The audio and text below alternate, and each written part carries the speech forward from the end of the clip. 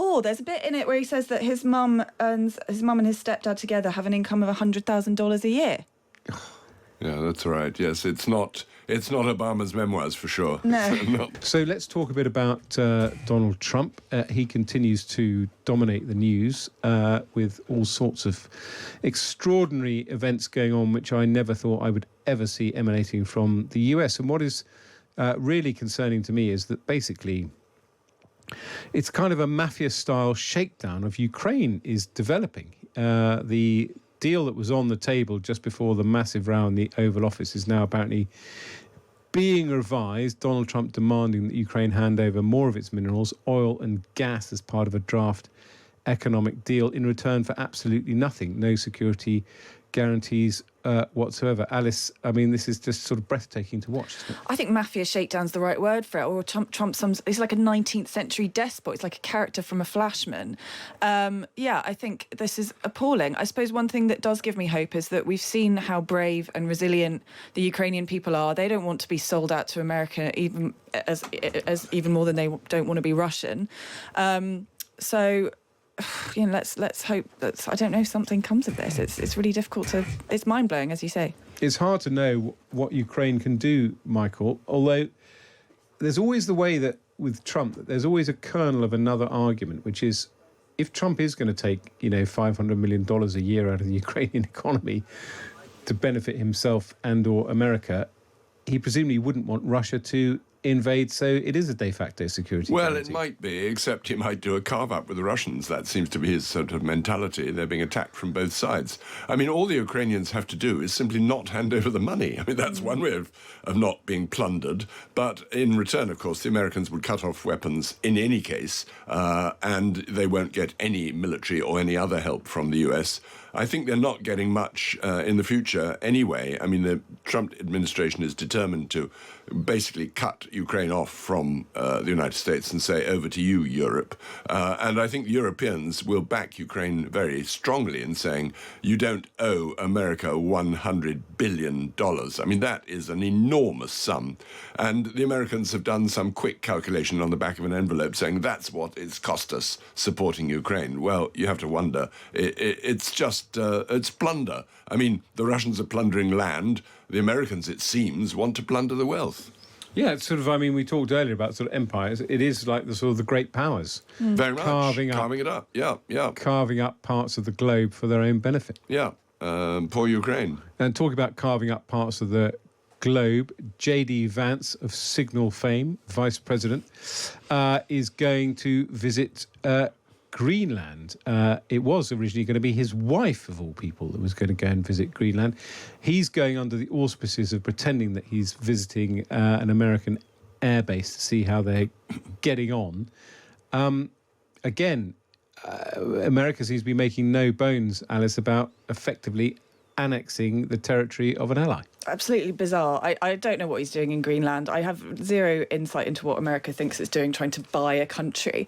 I suppose the only insight I do have into JD Vance is that I've read his dreadful book. It sort of repeats anecdotes. He's got a story in there about... and the stuff in it that's barely believable. He's got a story about a dad trying to buy a toy on Christmas Eve. That's not your life. That's the plot of Jingle All the Way, JD Vance. And the only thing you can... And then he sort of... The central question of this book is, how did a guy like me from such a terrible background get to where I am? It's like, well, I know how you got to where you are. You joined the Marines and then you went to Yale. It's not a mystery story about America. It's how it shows how strong its institutions are. And that's a very good point. And the only conclusion you can really draw from this book is that the man's a moral vacuum. He sort of throws in a couple I thought you were going to say something else. I'm not allowed to say that word. The word you're thinking. Total moral vacuum. He sort of throws in a couple of lines at the end about the church, and this is the only conclusion he seems to draw. But I thought Hillbilly Elegy got rave reviews. I thought it was terrible. Pulitzer Prize-winning material. It's absolute dross. Really? And half of it's not true. I don't know. I read the whole thing. It's so always on my enough. list of books I should be reading. Well, it's worth reading. This great kind of paean to poverty and. He's not that poor. There's a bit in it where he says that his mum and his stepdad together have an income of $100,000 a year. Yeah, that's right. Yes, it's not It's not Obama's memoirs for sure. No. not the same as that. I mean, I've been sort of kind of weaving this thread of the great game through all of this Trump and Ukraine and now Greenland. And it's turning into that because, of course, Putin, who's in theory Donald Trump's closest friend, has said that Russia is going to increase its presence of troops in the Arctic if it's got any troops left. So weirdly, the focus of America on Greenland has perhaps escalated tensions, not just with Denmark, but obviously with Russia and indeed China, all of whom are interested in the Arctic because of navigation. Climate change make it easier to navigate. Climate change make it easier to extract minerals. It's going to be, it has always been, the Arctic has always been a geopolitical issue, but it's just ramping up by the day. Certainly, yes. I mean, the Arctic used to be quite amicably governed. Well, I won't say governed, it's just a patch of ice. I mean, it's a sea, frozen sea. But there was the Arctic Council where those countries bordering on the Arctic Sea, such as the United States, of course, Alaska, Russia, Canada, and Denmark, because of Greenland, and they would be able to discuss the potential for the climate change effects so that there could be shipping lanes, there could be mineral exploitation. That's all gone out of the window. It's now a scramble. It's just grab what you can. And countries such as Denmark through Greenland have absolutely no potential for defending their claim to anything, I think. It's just extraordinary that a country that is one of the most mild and friendly and NATO-supporting countries in Europe, little Denmark. With more Michelin stars per head than any other country. Indeed. The mark of true civilization.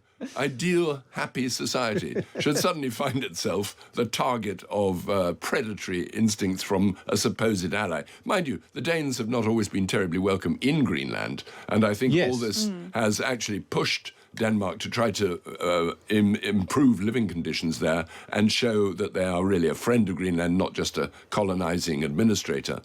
But, what the locals do, goodness knows, there are only 50-something thousand of them, and it's a huge area. So, and what I love about it is there are 50,000 people who live in Greenland. There are 5 political parties.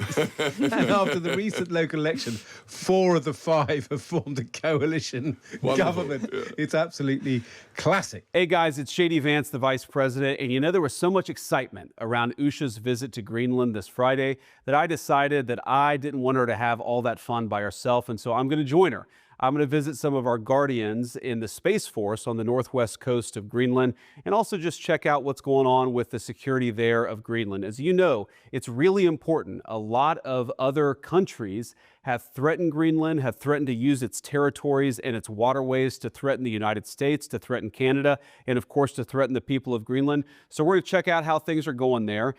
And I say that speaking for President Trump, we want to reinvigorate the security of the people of Greenland because we think it's important to protecting the security of the entire world. Unfortunately, leaders in both America and in Denmark, I think, ignored Greenland for far too long. That's been bad for Greenland. It's also been bad for the security of the entire world. We think we can take things in a different direction, so I'm going to go check